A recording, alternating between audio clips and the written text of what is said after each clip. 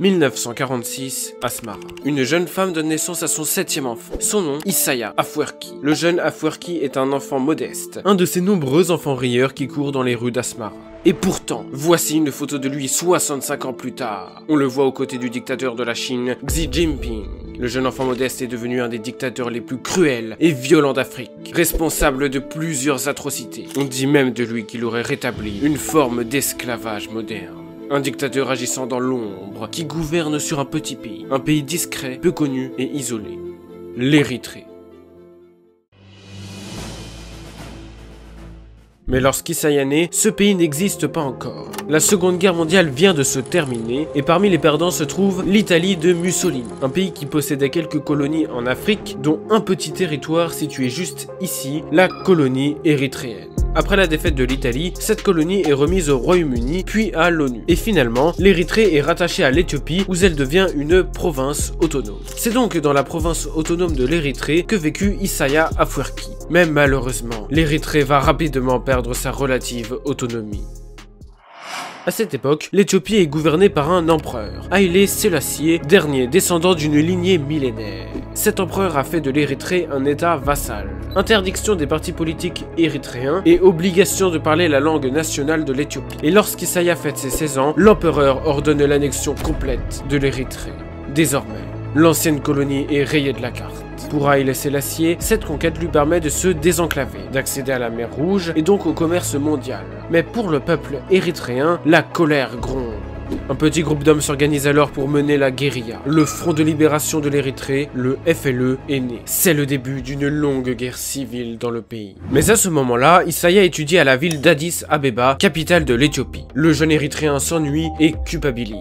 Comprenez-le, son peuple se bat pour son indépendance alors que lui, il étudie dans la ville de ceux qui l'ont annexé. Alors, emporté par une fougue révolutionnaire, Isaiah abandonne les cours et part rejoindre le FLE. Là-bas, il se lie d'amitié avec deux jeunes révoltés avec qui il se fera tatouer la lettre E. E pour Érythrée. Pour une Érythrée libre, fière, indépendante. Mais pour le moment, l'heure est à la formation. Avec ses deux amis, le jeune homme originaire d'Asmara s'envole pour Pékin. À cette époque, Pékin c'est ça. Une dictature communiste, l'une des plus violentes qu'ait connue l'humanité. En Chine, Isaiah prend des cours, des sortes de cours de guérilla, où on lui apprend à se battre, fabriquer des bombes artisanales, ou encore à faire sauter un pont. Au final, Isaiah en revient plus instruit et plus fort. Et quelle fut sa désillusion lorsqu'il vit que le FLE était divisé. On ne parlait plus de libérer l'Érythrée, mais on se disputait entre différentes factions. Isaiah et ses deux camarades quittent alors le FLE et fondent, avec d'autres rebelles, le FPLE, le Front Populaire de Libération de l'Érythrée. Un groupe armé plus socialiste, presque communiste. Le nouveau groupe armé d'Isaiah entre alors en concurrence avec le FLE.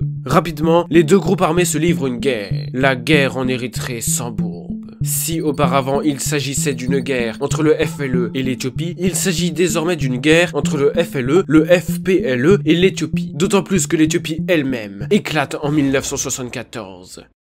Le 12 septembre 1974, l'Empire éthiopien est renversé. Une dictature militaire se met alors en place et des fronts de libération émergent partout en Éthiopie pour lutter contre la nouvelle dictature. Dans cet énorme bourbier, le Front populaire de libération de l'Érythrée prend progressivement l'avantage. Il chasse les membres du FLE et conquiert l'Érythrée. En 1978, le Front possède plus de 90% du territoire de l'Érythrée. Et à sa tête, c'est bel et bien Isaiah qui est à l'origine de cette victoire. Son rêve d'une Érythrée libre est maintenant proche de voir le jour. Mais un nouvel acteur entre dans la région. Son nom, l'URSS. Le géant soviétique fournit des armes à l'Éthiopie et l'aide à reconquérir l'Érythrée. En quelques jours, le FPLE est contraint de battre en retraite et se cache dans les hauts plateaux montagneux. Là-haut, Isaiah et ses hommes survivent, retranchés dans des abris souterrains, cachés des bombardements éthiopiens. C'est ici qu'Isaiah manifesta pour la première fois sa force. Toute personne dont on avait des doutes sur sa loyauté ou qui était trop indépendante finissait humiliée, voire même pour les plus grands traîtres, tués. L'un d'eux se nommait Musi Tesfamikae. C'était l'un de ses amis. Vous saviez, un de ceux avec qui il s'était fait tatouer la lettre E et avec qui il avait voyagé en Chine seulement quelques années plus tôt. Ce jour-là, Isaiah avait montré une chose. Pour préserver son pouvoir, il était prêt aux plus grandes cruautés. Et ça, le peuple érythréen allait le connaître quelques années plus tard. Mais pour le moment, nous sommes dans les années 80 et l'URSS est en déclin. Le soutien militaire diminue progressivement, le FPLE sort de ses souterrains et avance de ville en ville. Les combats sont sanglants, difficiles, mais victoire. En 1991, après presque 30 ans de guérilla, Isaiah délivre Asmara, capitale de l'Érythrée. Dans les rues d'Asmara, les foules se déchaînent. On crie la libération de l'Érythrée, on acclame Isaiah. Le dirigeant du FPLE est un véritable héros. Mais la menace d'une contre-attaque éthiopienne est encore trop grande. Isaiah s'allie alors avec un des fronts de libération d'Éthiopie qui lutte contre la dictature, le TPLF, un front originaire du Tigré. Avec ces derniers, il renverse la dictature éthiopienne. Le TPLF arrive au pouvoir en Éthiopie et le 24 mai 1994, l'État d'Érythrée est proclamé. Son président, vous l'avez deviné, c'est bien Isaiah Afwerki. Et au début, il est acclamé du monde entier. Il construit des hôpitaux, lutte contre la famine et reforeste une bonne partie de son pays. C'est en quelque sorte le De Gaulle, le Napoléon d'Érythrée. Enfin, ça ne va pas durer longtemps. Le TPLF, le parti au pouvoir en Éthiopie, avec qui, souvenez-vous, il avait collaboré, revendique plusieurs territoires au sud de l'Érythrée. Et en 1998, la guerre éclate de nouveau entre ces deux pays. La paix aura été de courte durée. Pour Isaiah, la victoire sera facile. Après tout, il a su vaincre l'armée éthiopienne il y a quelques années. Trop orgueilleux et trop confiant, il commandera lui-même son armée sans prendre conseil sur ses généraux militaires. Il mènera le pays à la défaite. L'humiliation. Après avoir mené son pays à la victoire, lui avoir donné de l'espoir, il signait sa chute. Finalement, au terme d'un accord, l'Érythrée ne perdit aucun territoire. Mais le pays devint isolé du monde, alors que l'Éthiopie se voyait multiplier les accords commerciaux. Bien pire encore, on le critiqua. Isaiah était la risée du TPLF, et même au cœur de son propre pays, ses ministres souhaitaient voir partir ce dictateur incompétent. C'est là que tout va dégénérer. Rappelez-vous, Isaiah n'aime pas les critiques. Vraiment pas. 11 septembre 2001, l'attentat le plus meurtrier et le plus marquant vient de se produire au cœur même de la superpuissance américaine. Le monde entier a alors ses yeux rivés sur un pays, les US. L'Érythrée est désormais dans l'ombre. Pour Isaiah, l'occasion est inespérée. En quelques jours, il fait emprisonner tous les opposants politiques, ministres, anciens combattants du FPLE. Puis, c'est au tour des journalistes. Les médias indépendants sont interdits, les journalistes traqués. En quelques années, le pays sombre dans la dictature.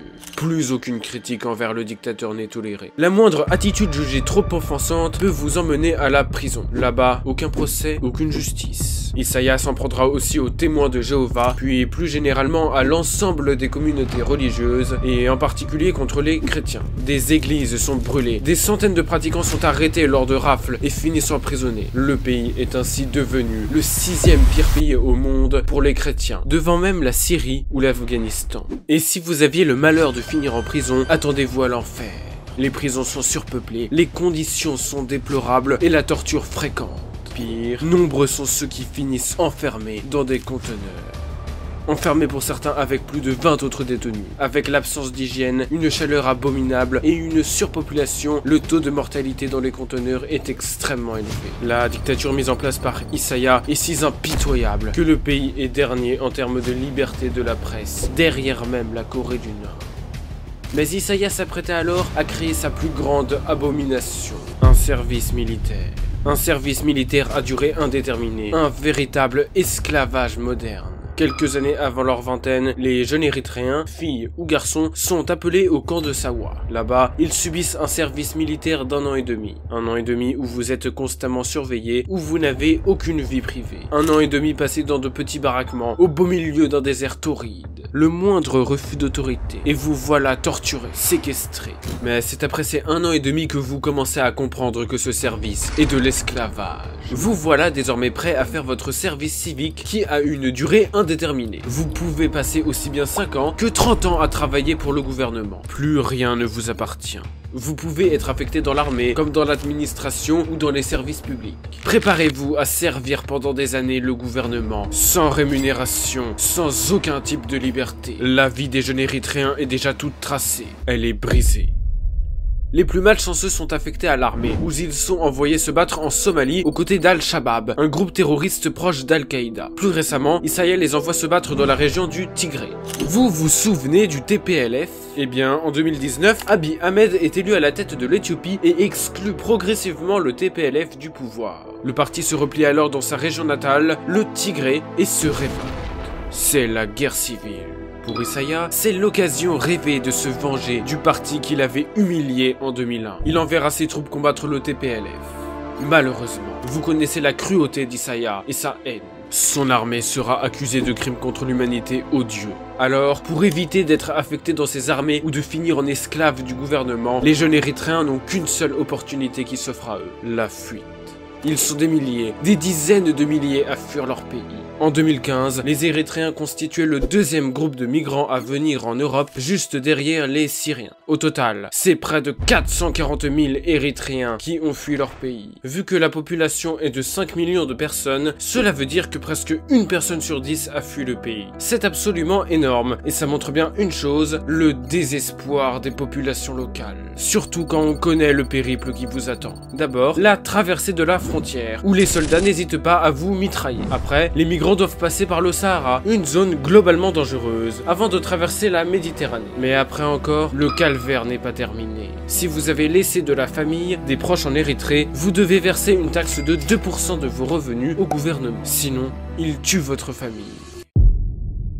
78 ans, c'est l'âge d'Isaiah. Le petit enfant est devenu ce qu'il combattait dans sa jeunesse. Un oppresseur, un tyran qui a volé la liberté de son peuple, un dictateur qui a mené son pays à l'agonie, le vidant de ses jeunes. Mais rassurez-vous, ce régime ne peut continuer sur cette voie. Tôt ou tard, il finira par chuter. Je le pense sincèrement, l'histoire que je viens de vous raconter ne sera qu'une sombre et terrible parenthèse de l'histoire érythréenne. Si t'es encore là, alors déjà merci pour ton soutien, et si des sujets de géopolitique ou de droits humains t'intéressent, alors je te recommande fortement cette vidéo sur une immense mine d'or au cœur des pires tragédies.